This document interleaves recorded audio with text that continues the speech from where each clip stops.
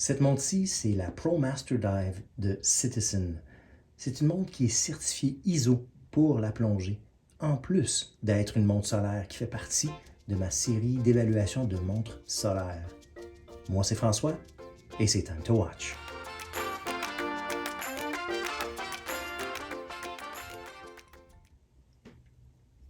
Alors, cette Citizen Pro Master Diver, c'est une plongeuse. C'est une plongeuse, mais je ne fais pas de plongée sous-marine. La raison est simple. Pourquoi j'ai choisi cette montre-ci, c'est que c'est une montre solide. C'est une montre qu'on peut mettre à notre poignet et avoir la tête reposée parce qu'elle est faite solide. On l'a vu ici, c'est marqué Divers 200 mètres. Comme j'ai mentionné, c'est une montre qui a une certification ISO. Donc, c'est la seule raison pour laquelle ils peuvent mettre cette indication-là de Divers 200 mètres. Sinon, ils mettraient tout simplement WR pour Water Resistance. Et ensuite, ils mettraient le 200 mètres.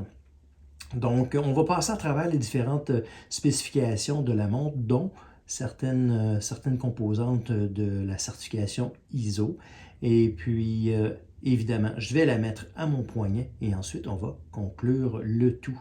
Évidemment, je vous encourage de vous abonner si vous aimez ce genre d'évaluation. Et puis, appuyez sur la petite clochette et vous serez avisé de mes prochaines évaluations. Et puis, évidemment, ça aide toujours lorsque vous appuyez sur le bouton like quand vous aimez ce genre de vidéo.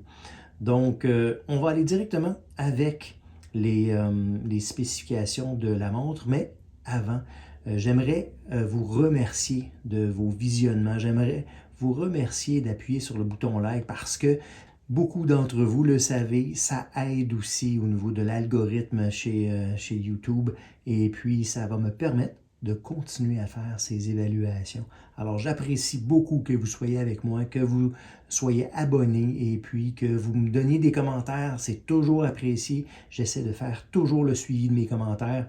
Alors, encore un gros merci. Alors, cela dit, on va rentrer directement dans les spécifications de la montre en tant que telle. Alors, le diamètre est de 44 mm, le corne à corne est de 48 mm. Elle a entre les cornes ici de 20 mm, donc on peut facilement choisir un nouveau bracelet pour remplacer celui qui est là actuellement. L'épaisseur de la montre est de 11,5 mm, donc pour une montre au quartz, c'est relativement épais, je pourrais dire, mais évidemment, on comprend qu'avec la certification ISO et cette résistance à l'eau de 200 mètres, on comprend pourquoi c'est relativement plus épais. Alors, si on parle de la montre en tant que telle, on va parler en premier du cadran. Le cadran, c'est un peu la raison pour laquelle cette montre-ci m'a attiré, c'est que c'est très lisible. On voit la différence entre les deux aiguilles, l'aiguille des heures, l'aiguille des minutes. Donc, on a cette lisibilité malgré le fait qu'on soit dans le noir. Les marqueurs de l'heure aussi sont très présents et en contraste avec le bleu royal du cadran en tant que tel. Et puis, comme je vous ai mentionné, c'est très lisible dans le noir et on voit la luminescence. Je vais vous montrer les images. La luminescence, elle est très importante dans cette montre-ci parce qu'entre autres, ça fait partie des composantes de la certification ISO. Elle doit être visible parce que quand on est rendu dans des profondeurs de 200 mètres, on a beaucoup moins de lumière qui parvient à la montre. Et puis, on a cette luminescence-là qui fait en sorte qu'on peut voir en particulier aussi le petit point sur la loupe qui donne le minuteur, la minuterie au niveau du temps de plongée en tant que tel. Je pourrais dire que la luminescence est comparable à mes montres Seiko. Je pourrais dire que les montres Seiko sont, je ne sais pas si c'est parce que celle-ci, la Citizen, elle a cette certification là, de plongeuse, mais habituellement, les Seiko sont beaucoup plus lisibles avec leur luminescence. Moi, j'ai deux Seiko 5, dont une qui est une Seiko de tous les jours et puis on appelle ça en anglais une field watch, et l'autre qui est une semi-plongeuse, disons. Elle a le look de la plongeuse avec la loupe, mais ça n'en est pas une vraiment. Mais on a évidemment celle-ci qui est une pure plongeuse en comparé à celle-là. La loupe elle-même, elle est faite en acier inoxydable, elle a une insertion en aluminium et puis elle a des petites nervures ici pour pouvoir la gripper comme il faut pour la tourner. Elle a 120 clics, allons-y. On va l'entendre maintenant. Donc, les 120 clics font en sorte qu'on va pouvoir l'ajuster de façon beaucoup plus précise lorsqu'on fait vraiment de la plongée. Et puis, en plus, vous allez remarquer qu'on arrive directement sur le point de midi. Le point de midi, en parlant de ça, ici, vous allez voir qu'elle est un peu différente des autres composantes à 3h, 6h et 9h, ainsi que les autres marqueurs de l'heure. Donc, on peut avoir cette orientation de la montre, ne serait-ce que juste en regardant la luminescence lorsqu'on ne voit pas bien la montre dans les profondeurs ou tout simplement dans le noir. C'est un boîtier qui est fait entièrement en acier inoxydable.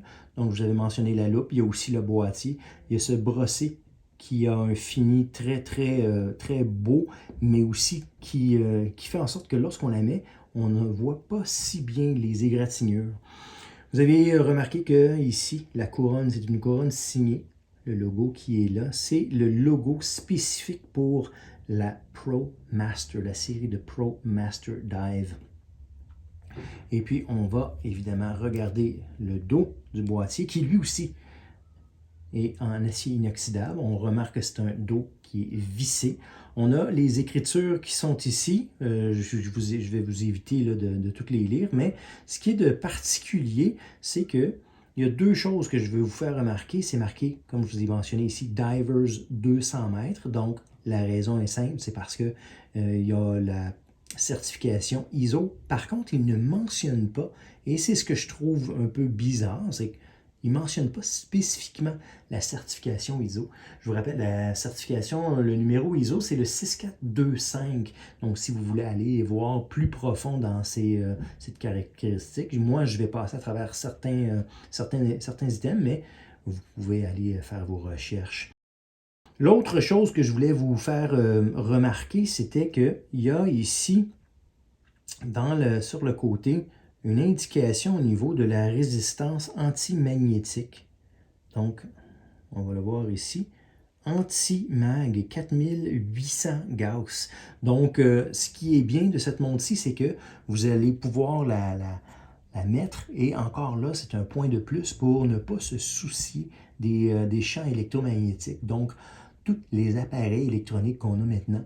Un autre point que j'aime bien, c'est que le cristal ici, vous l'avez vu dans les spécifications, c'est un cristal minéral, mais qui est durci. Ce qui est particulier pour une montre de plongée, c'est qu'on pourrait se dire « Ah, mais c'est peut-être mieux d'avoir un cristal de saphir », mais non.